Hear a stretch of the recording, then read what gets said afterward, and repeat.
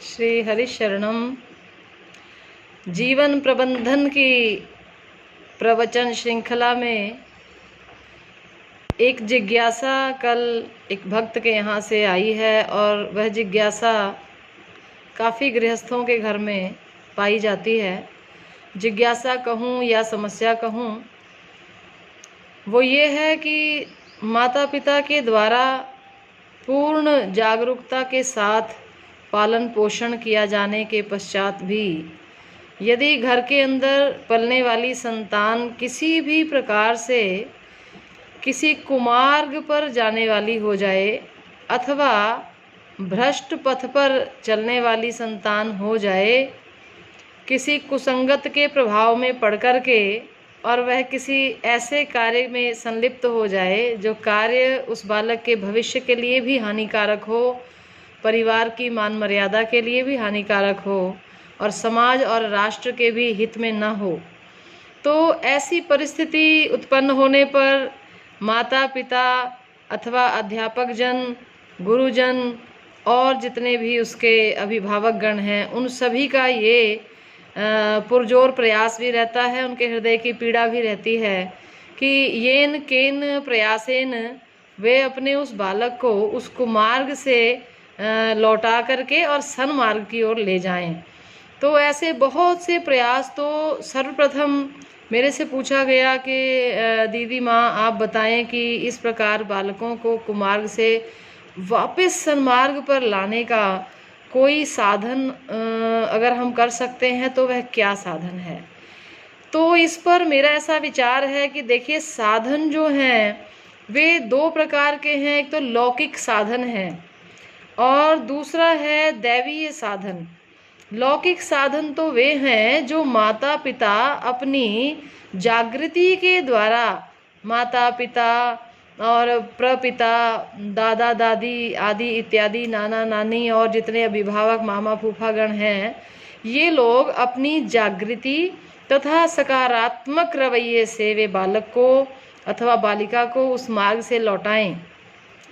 और जो दैवीय उपाय है उसके लिए मुझे स्मरण आ रहा है, एक समय पर पूज्यपाद गुरुदेव के द्वारा ये एक व्यक्ति को दिया गया मंत्र बतलाया गया। हमारे प्राणों के आधार जो श्री पवनसुत हनुमान जी महाराज हैं, उन हनुमान जी के एक ऐसे स्वरूप का वर्णन है, वे उस स्वरूप में अगर ध्यान किए जाएं, उसी स्वरूप में या उस श्लोक का जब उच्चारण किया जाए तो उसके उच्चारण से धीरे धीरे बालक का अथवा कुमार्ग पर गए हुए व्यक्ति का जो मन है वो स्वयं वहाँ से हट करके और सन्मार्ग की ओर प्रेरित हो जाएगा।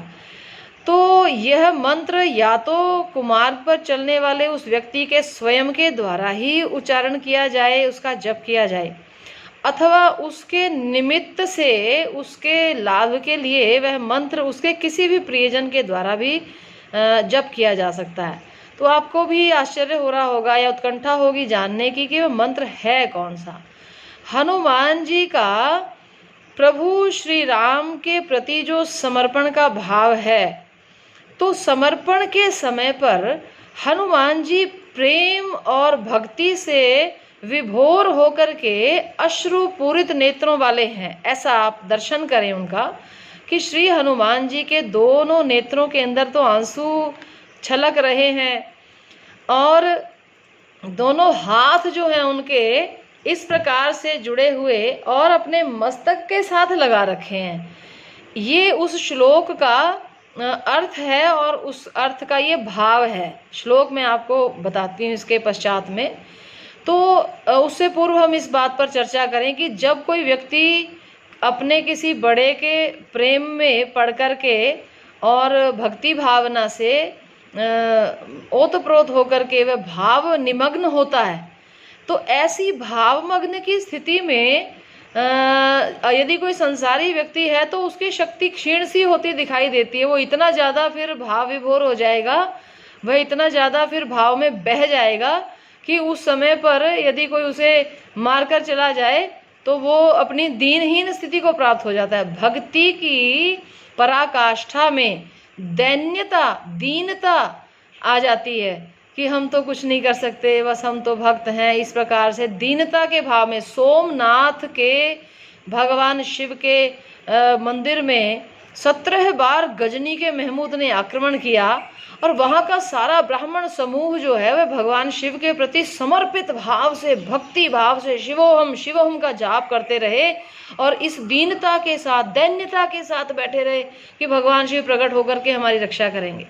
परंतु भगवान शिव तो प्रकट नहीं हुए और अनेकों बार ब्राह्मणों के उस गजनी के महमूद ने जो है वो सिर धड़ से अलग करे और अनेकों ब्राह्मणों की जो है वहाँ बलि चढ़ गई।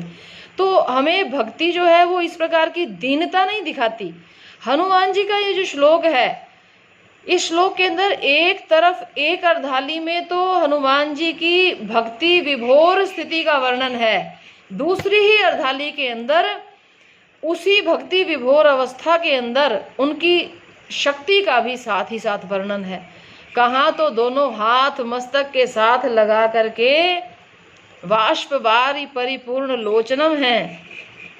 तो श्लोक पूरा क्या है बताती हूँ मैं अभी आपको, आप इंतजार करें।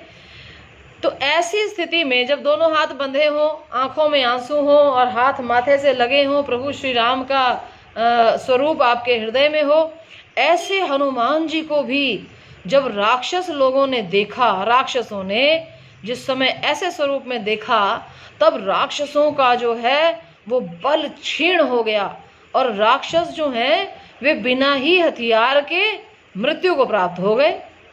इसलिए हनुमान जी का ये जो भक्तिपूर्ण स्वरूप है, यह भी हमारे जीवन के लिए बड़ा शक्तिमान स्वरूप है। ये क्या है? इस श्लोक का उच्चारण आप इस प्रकार से श्रवण करें। यत्र यत्र रघुनाथ कीर्तनम तत्र तत्र कृतमस्तकांजलिम वाष्पवारि परिपूर्णलोचनम मारुतिम नमत राक्षसांतकम। ऐसे जहाँ जहाँ श्री रघुनाथ का नाम संकीर्तन होता हो, वहाँ वहाँ दोनों हाथ जोड़कर माथे से लगाकर हनुमान जी आंखों में जल भर करके खड़े हुए आपको दिखाई देंगे। ऐसे श्री हनुमान जी को हम नमस्कार करते हैं, जिनके इस स्वरूप के दर्शन से भी राक्षसों का अंत हो जाया करता है। ये जो श्लोक है, इस श्लोक का, इस मंत्र का बारंबार उच्चारण अगर कोई करे तो उसके मन के अंदर बैठे हुए विकारों के रूप में जो राक्षस हैं, वे समस्त विकार रूपी राक्षस भी अंत को प्राप्त कर जाएंगे। अर्थात उस कुमार्गगामी मनुष्य के मन के अंदर जो विकार उत्पन्न हुए हैं, उन विकारों का नाश हो जाएगा। तो इसलिए आप सभी को मेरी बहुत बहुत मंगल कामना है। श्री हनुमान जी के चरणों का आश्रय लें, इस मंत्र का बारंबार उच्चारण करें। प्रत्येक श्री राम भक्त को, हिंदुस्तान के हर हिंदू को चाहिए कि वह इस मंत्र का उच्चारण करके अपने घर के, अपनी गृहस्थी के अंदर में आने वाले समस्त दोष रूपी राक्षसों का अंत कर लें। बोलिए श्री हनुमान जी महाराज की जय हो।